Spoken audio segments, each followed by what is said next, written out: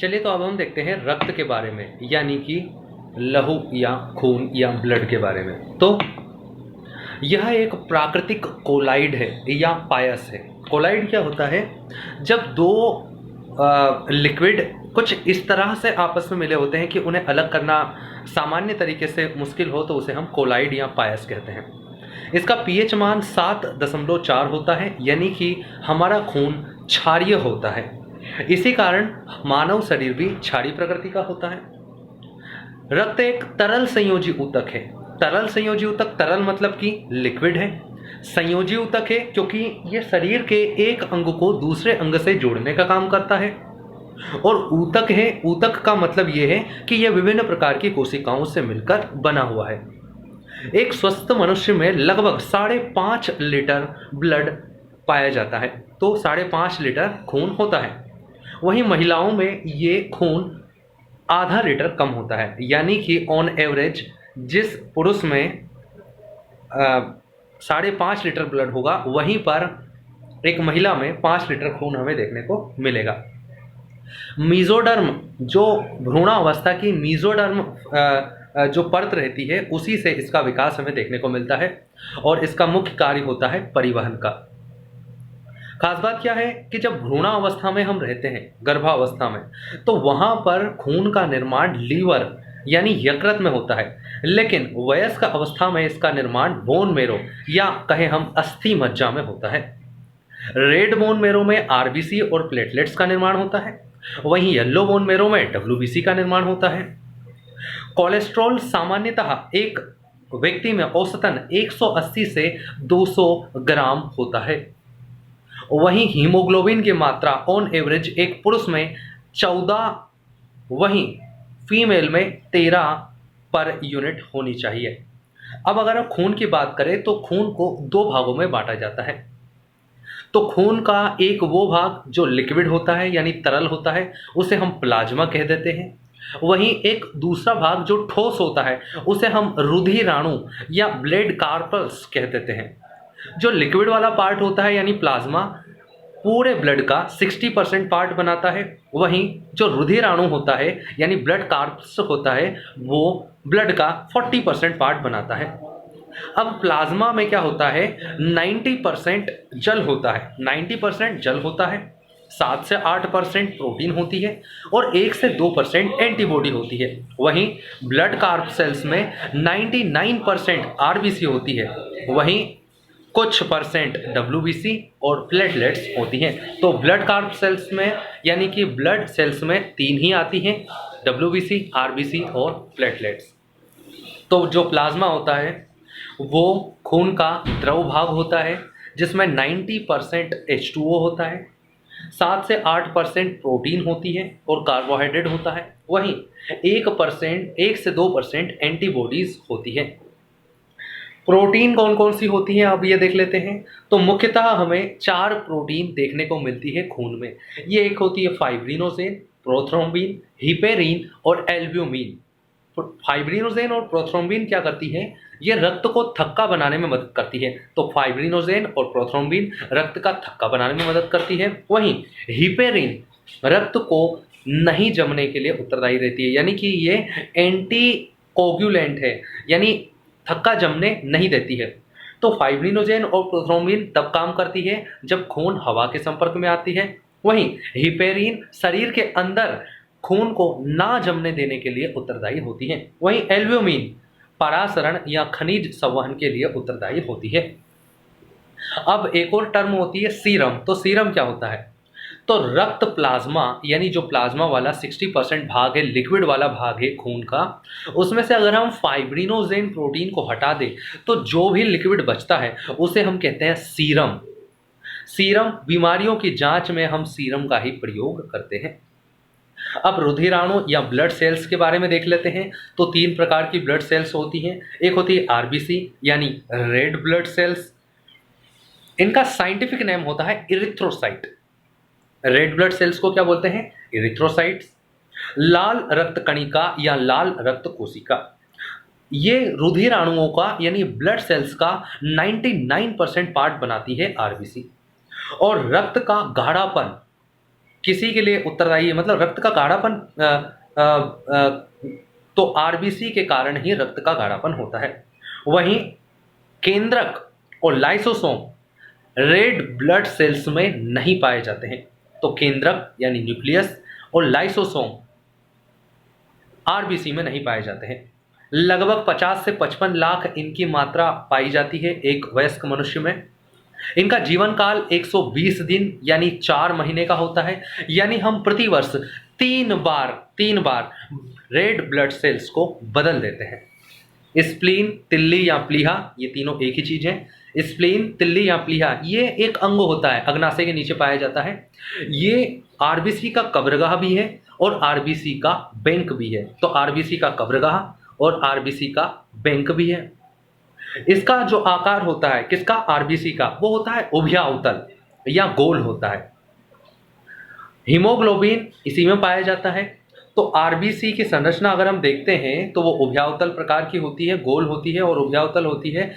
यानी कि दो अवतलों को आपस में जोड़ दो, दोनों तरफ से धसी रहती है और किनारे पर उठी हुई रहती है, तो उसे वो बोलते हैं हम उभयाउतल। तो इसके अंदर हीमोग्लोबिन भरा रहता है और हीमोग्लोबिन का एक मुख्य अणु रहता है आयरन, लोहा। तो हीमोग्लोबिन जब भी ऑक्सीजन के साथ संयोग करता है तो वो ऑक्सी हीमोग्लोबिन बनाता है। वहीं हीमोग्लोबिन जब कार्बन डाइऑक्साइड के साथ संयोग करता है तो वो कार्बोऑक्सी हीमोग्लोबिन बनाता है।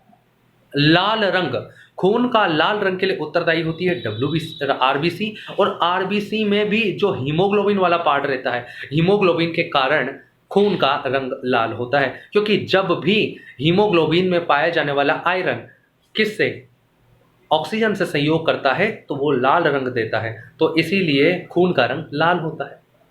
जब भी आयरन की कमी होती है तो हीमोग्लोबिन की मात्रा कम बनती है। हीमोग्लोबिन की मात्रा कम बनने से आरबीसी की मात्रा कम बनती है और आरबीसी की मात्रा कम बनने से अपने आप खून की कमी हो जाती है और इसे ही हम एनीमिया कहते हैं। यानी एनीमिया में आयरन की कमी हो जाती है, हीमोग्लोबिन की कमी हो जाती है, आरबीसी की कमी हो जाती है और अंततः खून की कमी हो जाती है। तो इसलिए हम एक शब्द में कह देते हैं कि खून की कमी मने एनीमिया। केंद्रक और लाइसोसोम नहीं पाया जाता है, देख चुके हैं। अगला है डब्ल्यूबीसी यानी व्हाइट ब्लड सेल्स। इन्हें हम ल्यूकोसाइट कहते हैं। तो इरिथ्रोसाइट आरबीसी और ल्यूकोसाइट डब्ल्यूबीसी। 8000 से 10,000 लगभग ये पाई जाती हैं, जबकि आरबीसी 50 लाख। इनमें केंद्रक पाया जाता है। तो जो आरबीसी रहती है और प्लेटलेट रहता है, इन दोनों में केंद्रक नहीं पाया जाता है, जबकि डब्ल्यूबीसी में केंद्रक पाया जाता है। और केंद्रक नहीं पाए जाने का कारण क्या है आरबीसी में, कि ताकि केंद्रक नहीं रहेगा, लाइसोसोम नहीं रहेगा, तो अंदर थोड़ी जगह हो जाएगी और ज़्यादा से ज़्यादा हीमोग्लोबिन भर के ज़्यादा से ज़्यादा ऑक्सीजन का ट्रांसपोर्टेशन हो पाएगा। ये कारण होता है केंद्रक नहीं होने का। तो जो व्हाइट ब्लड सेल्स होती है, इनका कार्यकाल का मतलब जीवन काल 4 दिन का होता है। 4 दिन में ये समाप्त हो जाती है, जीवन लीला समाप्त हो जाती है इनकी। ये पीले अस्थि मज्जा में इनका निर्माण होता है, यानी सफ़ेद बनता है पीले में और लाल बनता है लाल में। इम्यूनिटी सिस्टम का निर्माण करती है ये। सबसे बड़े आकार की जो डब्ल्यूबीसी होती है वो मोनोसाइट होती है। देखिए 3 ब्लड सेल्स हैं अपने पास, डब्ल्यूबीसी, आरबीसी और प्लेटलेट्स, और तीनों का एक शब्द में एक एक प्रमुख कार्य होता है। जैसे अगर आरबीसी का बोला जाए तो ऑक्सीजन का परिवहन, डब्ल्यूबीसी का बोला जाए तो प्रतिरक्षा तंत्र का निर्माण, वहीं प्लेटलेट्स का बोला जाए तो रक्त के थक्का बनने में उत्तरदायी। यानी इनका ये प्रमुख कार्य है। इसके अलावा भी कुछ और अन्य गौण कार्य होते हैं। तो इओसिनोफिल, बेसोफिल, न्यूट्रोफिल, मोनोसाइट और लिम्फोसाइट, ये 5 प्रकार की डब्ल्यूबीसी होती है। तो डब्ल्यूबीसी 5 प्रकार की होती हैं, इओसिनोफिल, बेसोफिल, न्यूट्रोफिल। तो जितने भी फिल हैं भरने का काम करते हैं। तो ये भर लेते हैं अपने अंदर किसको, बैक्टीरिया को, और इन्हें जीवाणु भक्षी या बैक्टीरिया का भक्षण करने वाली डब्ल्यूबीसी कहा जाता है। तो इओसिनोफिल, बेसोफिल, न्यूट्रोफिल, ये तीनों क्या करती हैं, ये तीनों बैक्टीरिया का भक्षण करती हैं। वहीं मोनोसाइट सबसे बड़े आकार की डब्ल्यूबीसी है। नाम है मोनो मतलब होता है एक, लेकिन है सबसे बड़ी। वहीं लिम्फोसाइट 2 प्रकार की होती हैं, एक टी लिम्फोसाइट होती है और एक बी लिम्फोसाइट होती है। और इनमें जो टी लिम्फोसाइट होती है वो एंटीबॉडीज का निर्माण करती है। किनका, एंटीबॉडीज का, एंटीजन का नहीं। अगली है अपना प्लेटलेट्स। इन्हें रक्त बिंबाणु कहा जाता है या थ्रोम्बोसाइट। थ्रोम्बोसाइट इनका साइंटिफिक नेम है। तो इनकी जीवन लीला होती है 4 से 5 दिन की, समाप्त हो जाती है इतने में। 2 लाख लगभग ये पाई जाती हैं एक स्वस्थ मनुष्य में। डेंगू में इनकी संख्या काफ़ी कम हो जाती है। और इनकी कमी से होता क्या है, शरीर में सुस्ती आती है, नींद आती है। किसके कारण? प्लेटलेट्स की कमी के कारण। अब रक्त के कुछ कार्य देख लेते हैं। तो सारा काम इसका ट्रांसपोर्टेशन का ही है। शरीर में किसी भी चीज को एक जगह से दूसरी जगह ले जाना है तो हमें कोई और माध्यम नहीं है, सिर्फ एक ही चीज है हमारे पास, वो है रक्त। तो रक्त भोज्य पदार्थों का परिवहन करता है, रक्त हार्मोन्स का परिवहन करता है, रक्त O2 और CO2 यानी ऑक्सीजन और कार्बन डाइऑक्साइड का परिवहन करता है, रक्त अमोनिया और यूरिया का परिवहन करता है, रक्त तापमान का नियंत्रण करता है। और मलेरिया या स्प्लीन में तापमान कम हो जाता है क्योंकि वो प्लीहा को इफेक्ट करता है, इसलिए। आगे देखते हैं लसिका या लिम्फ। देखो ये क्या होता है, हल्के पीले रंग का तरल पदार्थ है लसिका। लसिका ग्रंथियों से निकलकर रक्त के साथ बहता है। ये कोशिकाओं से हृदय की ओर किसी भी पदार्थ को ले जाने का काम करता है। ये संक्रमण से बचाती है, यानी ये इम्यूनिटी सिस्टम का एक महत्वपूर्ण अंग है। अतिरिक्त जल को अवशोषित करके रखती है। कौन? लसिका। घाव भरने में सहायक होती है और पोलियो में ये प्रभावित होती है, इसलिए पोलियो वाले व्यक्ति का हाथ नहीं होगा या एक हाथ मोटा एक हाथ बहुत पतला, विकसित नहीं होगा। अविकसित अंग जो रहते हैं वो पोलियो के लक्षण लिम्फ सिस्टम की अनियमितता के कारण हमें देखने को मिलते हैं। अब अपन रक्त का थक्का बनना देख लेते हैं, ब्लड क्लोटिंग को देख लेते हैं। तो इस ब्लड क्लोटिंग को प्रोसेस को हम कहते हैं कैस्केडिंग इफेक्ट, कैस्केडिंग प्रोसेस, जो 2 से 5 मिनट में हो जाती है। यानी अगर आपको कहीं चोट लग गई है, आपका खून निकल रहा है, तो कैस्केडिंग प्रोसेस के जरिए आपका खून का थक्का बन जाएगा 2 से 5 मिनट के अंदर। सबसे पहले होता क्या है, जो थ्रम्बोसाइट है यानी प्लेटलेट्स हैं, वो जैसे ही वायु के संपर्क में आती है थ्रम्बोप्लाटिन बनाती है। तो थ्रम्बोसाइट जैसे ही हवा के संपर्क में आएगी थ्रम्बोप्लाटिन बनाएगी। थ्रम्बोप्लाटिन जैसे ही थ्रम्बोप्लाटिन बना, ये थ्रम्बोप्लाटिन कैल्शियम और प्रोथ्रोम्बिन के साथ मिलकर, वही फाइब्रिनोजेन और प्रोथ्रोम्बिन दोनों जमना का काम करती है, तो उनमें से प्रोथ्रोम्बिन और कैल्शियम के साथ मिलकर थ्रोम्बिन बना देती है और थ्रोम्बिन फाइब्रिनोजेन के साथ मिलकर रक्त का थक्का बना देती है। ठीक है, इस पूरी प्रक्रिया में विटामिन के मदद करता है। तो इसीलिए रक्त का थक्का बनने में कौन सी रक्त कोशिका जिम्मेदार होती है? प्लेटलेट। कौन सी रक्त कोशिका जिम्मेदार होती है? प्लेटलेट। कौन सा खनिज जिम्मेदार होता है? कैल्शियम। कौन सा खनिज जिम्मेदार होता है? कैल्शियम। कौन सा प्रोटीन जिम्मेदार होता है? फाइब्रिनोजेन और प्रोथ्रोम्बिन। कौन सी प्रोटीन जिम्मेदार होती है? फाइब्रिनोजेन। और कौन सा विटामिन जिम्मेदार होता है? तो विटामिन के। क्लोटिंग अगर शरीर के बाहर हो रही है तो हमारे लिए लाभदायक, और अगर शरीर के अंदर हो रही है तो हानिकारक। हीमोफीलिया, हीमोफीलिया रक्त से संबंधित एक रोग है। रक्त का थक्का जमना बंद हो जाता है इस रोग में, यानी बस फैल जाएगा, हीम फैल जाएगा, बचेगा नहीं। तो अमीरों की बीमारी कहा जाता है इसे। महारानी एलिजाबेथ में सबसे पहली बार ये देखी गई थी, आइडेंटिफाई की गई थी, और अनुवांशिक रोग है ये, माता पिता से बच्चों में, बच्चों से उनके बच्चों में फैलता है। अब ब्लड ग्रुप या रक्त समूह देख लेते हैं। तो रक्त समूह क्या होते हैं और कैसे डिसाइड होते हैं? तो रक्त समूहों की खोज लैंड स्टीनर ने की थी। लैंड स्टीनर नामक वैज्ञानिक। कौन? लैंड स्टीनर ने खोज की थी ब्लड ग्रुप की। सामान्यतः 4 ही प्रकार के ब्लड ग्रुप होते हैं, ए बी ए बी और ओ, ए बी ए बी और ओ। और ये किस आधार पर है? कोई ना कोई तो आधार लिया होगा। जब भी हम किसी भी चीज का वर्गीकरण करते हैं तो कोई ना कोई बेस लेते हैं, कोई ना कोई आधार लेते हैं। तो यहां पर हमने क्या आधार लिया है? तो जिसका निर्माण, यानी इन 4 प्रकार के ग्रुप को हमने किस आधार पर बांट दिया? आरबीसी पर पाई जाने वाली एक ग्लाइकोप्रोटीन के आधार पर हमने बांटा है कि किस में पाई जाती है, किस में नहीं पाई जाती है, किस में दोनों पाई जाती है, किस में एक पाई जाती है। उस आधार पर हमने 4 भागों में बांट दिया। किस आधार पर? आरबीसी पर पाई जाने वाली एक ग्लाइकोप्रोटीन के आधार पर। और इस ग्लाइकोप्रोटीन को ही हम एंटीजन कहते हैं। क्या कहते हैं? एंटीजन। और एंटीजन 2 ही होते हैं, यानी आरबीसी पर एंटीजन 2 ही प्रकार के हो सकते हैं, या तो एंटीजन ए रहेगा या एंटीजन बी रहेगा, या तो एंटीजन ए या एंटीजन बी। और एंटीजन को हम कैपिटल ए और कैपिटल बी से दर्शाते हैं।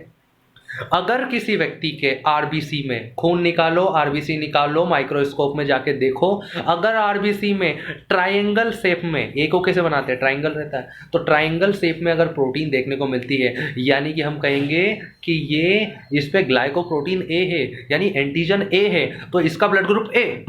वही अगर किसी में गोल अर्ध गोलाकार संरचनाएं ऊपर देखने को मिलती है आरबीसी के ऊपर, तो हम उसे कहेंगे अरे ये ग्लाइकोप्रोटीन बी है, तो इसलिए इसका ब्लड ग्रुप हो गया बी। लेकिन कुछ कुछ महान इंसान होते हैं कि उनमें दोनों पाई जाती है, तो उसको कहेंगे इसका ब्लड ग्रुप ए बी है, ए बी। लेकिन अगर किसी में आरबीसी गंजा दिख गया, टकला, कोई भी नहीं है, यानी जीरो एंटीजन है, एंटीजन ही नहीं है, तो हम उसे कहेंगे इसका ब्लड ग्रुप है ओ।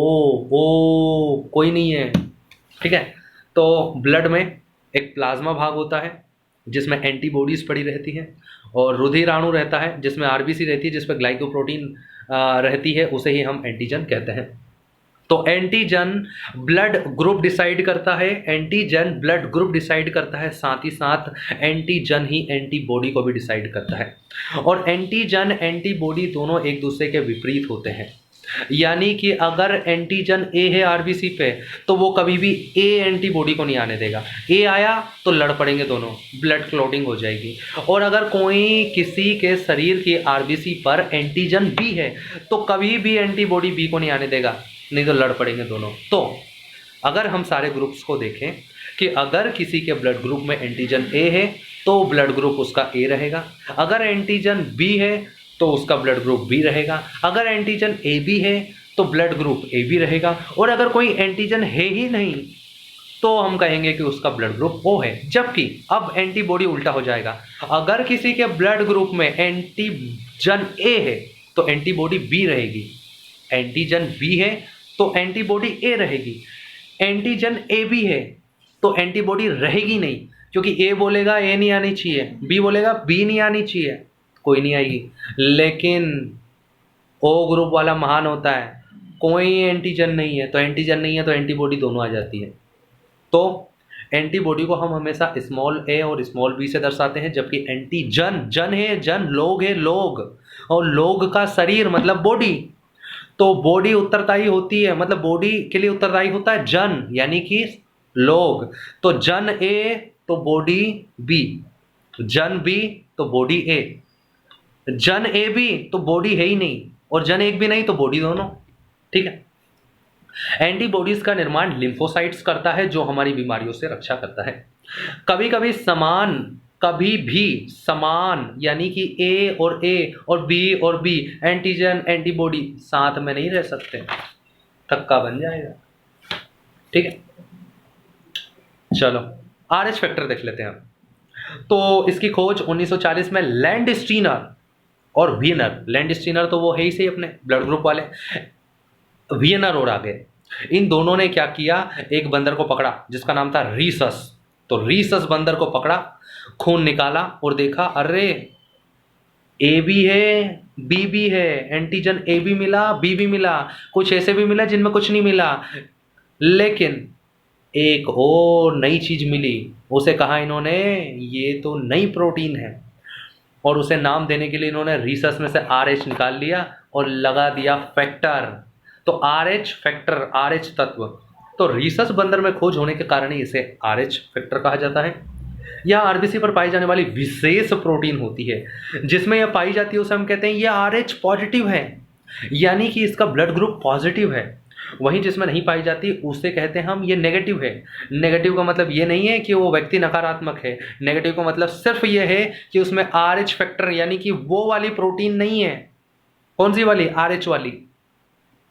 भारत में 95% लोग RH पॉजिटिव होते हैं। अब ब्लड का ट्रांसफ्यूजन ऑफ ब्लड यानी रक्त का आदान देख लेते हैं, मतलब किसका ब्लड किसको दिया जा सकता है। तो ब्लड बैंक में रक्त को 40 डिग्री फ़ारेनहाइट पर रखा जाता है संरक्षित करके। एक यूनिट ब्लड में लगभग 200 ml खून रहता है। RH का मिलान भी किया जाता है ब्लड देने से पहले। RH प्लस वालों को, ध्यान से, RH प्लस वालों को यानी कि पॉजिटिव ब्लड वालों को पॉजिटिव का और नेगेटिव का दोनों का ही ब्लड दिया जा सकता है, लेकिन RH नेगेटिव वाले को यानी नेगेटिव ब्लड ग्रुप वाले को पॉजिटिव ब्लड ग्रुप वाले का खून नहीं दिया जाता है। पहली बार देने में तो कोई ज़्यादा दिक्कत नहीं आएगी, लेकिन अगर दूसरी बार भी दिया तो वहाँ पर रोगी की मृत्यु होने की संभावना रहती है। तो एग्जाम्पल के लिए लेते हैं कि अगर किसी व्यक्ति का ब्लड ग्रुप A पॉजिटिव है तो उसे कौन कौन ब्लड दे सकता है। तो A पॉजिटिव वाले को A पॉजिटिव वाला ब्लड ग्रुप ब्लड दे सकता है, A नेगेटिव वाला ब्लड दे सकता है, O पॉजिटिव वाला ब्लड दे सकता है और O नेगेटिव वाला ब्लड दे सकता है। अब AB को सर्वग्राही और O को सर्वदाता क्यों कहते हैं वो भी हम जानते हैं। जबकि अगर किसी का B नेगेटिव ब्लड ग्रुप है तो उसे सिर्फ B नेगेटिव और O नेगेटिव वाला ही ब्लड दे सकता है। खास बात क्या है कि एंटीजन ही एंटीबॉडी के लिए उत्तरदायी रहते हैं। ये तो बिल्कुल सही बात है, एंटीबॉडी एंटीजन के लिए उत्तरदायी नहीं है, एंटीजन एंटीबॉडी के लिए उत्तरदायी है। अगर किसी में एंटीजन आया तो वो लड़ बैठेगा अगर उसके ही जैसी एंटीबॉडी मिल गई तो, और यही हम देखते हैं। तो चूंकि O नेगेटिव जो रहता है उसमें कोई एंटीजन ही नहीं है, ना A है ना B है, कोई एंटीजन नहीं है, और साथ ही साथ RH फैक्टर भी नहीं है, तो तीनों चीज़ें नहीं है। अब जब है ही नहीं और अगर किसी को दे दिया, जैसे कि किसी A पॉजिटिव वाले को अगर हमने दे दिया तो A पॉजिटिव वाले में क्या है, RH फैक्टर भी है और एंटीजन A भी है, तो यहाँ पर O नेगेटिव वाले का जब ब्लड ग्रुप चढ़ाएंगे तो वहाँ पर RBC आएगा गंजा, और गंजे RBC से A वाले को कोई दिक्कत नहीं, क्योंकि कोई है ही नहीं ना, नई चीज़ थोड़ी आई कोई नहीं। लेकिन ठीक है ना, और O पॉजिटिव का भी चढ़ाएंगे तो A पॉजिटिव वाले को तो कोई दिक्कत होगी नहीं, जिसकी वजह से AB एंटीबॉडी बनती है। तो एंटीबॉडी तो दोनों ही रहेगी और एंटीबॉडी का कोई दिक्कत नहीं रहती है। चूंकि ब्लड ग्रुप को एंटीजन निर्धारित करता है तो आधान के समय एंटीजन ही देखा जाता है, यानी कि किसका एंटीजन क्या है। मरीज और रक्तदाता में समान एंटीजन होने पर, समान एंटीजन यानी कि A वाले को B वाले को AB वाले को O यानी बिना एंटीजन वाला बिना एंटीजन वाले को तो दे ही सकता है, प्लस रक्तदाता में एंटीजन ना होने पर यानी कि O रक्त का आधान किया जा सकता है।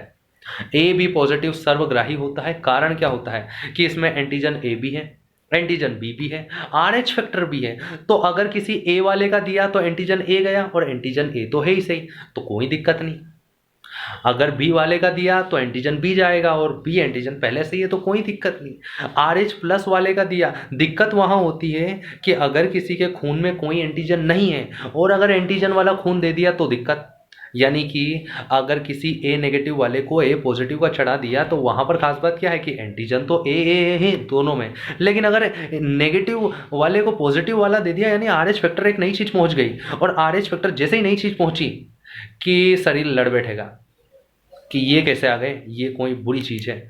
वैसे ही अगर हमने किसी B ग्रुप वाले को A का खून चढ़ा दिया तो होता क्या है कि B वाले में B एंटीजन है, और जैसे ही A एंटीजन वाली RBC पहुंची तो B वाला उसको निपटा डालता है, यानी ब्लड क्लॉटिंग हो जाती है और रोगी की मृत्यु हो जाती है। अब एक एरिथ्रोब्लास्टिस फेटालिस, ये एक रोग होता है दो विवाहितों में यदि पत्नी RH नेगेटिव है, यानी कि ब्लड ग्रुप नेगेटिव है पत्नी का, और पति RH पॉजिटिव है, तो पहले बच्चे में तो कोई भी दिक्कत नहीं आती है, लेकिन दूसरे बच्चे में दिक्कत हो सकती है, यानी कि मृत्यु की संभावना हो सकती है, बच्चा मरा हुआ पैदा हो सकता है, क्योंकि पत्नी का शरीर RH को एक बाह्य अणु समझकर उसे नष्ट करने लगता है, जो कि बच्चे को भी नुकसान पहुंचाता है। इसका इलाज क्या है, इम्यूनोग्लोबिन, एक इंजेक्शन आता है जो इम्यूनिटी को कम कर देता है माता के।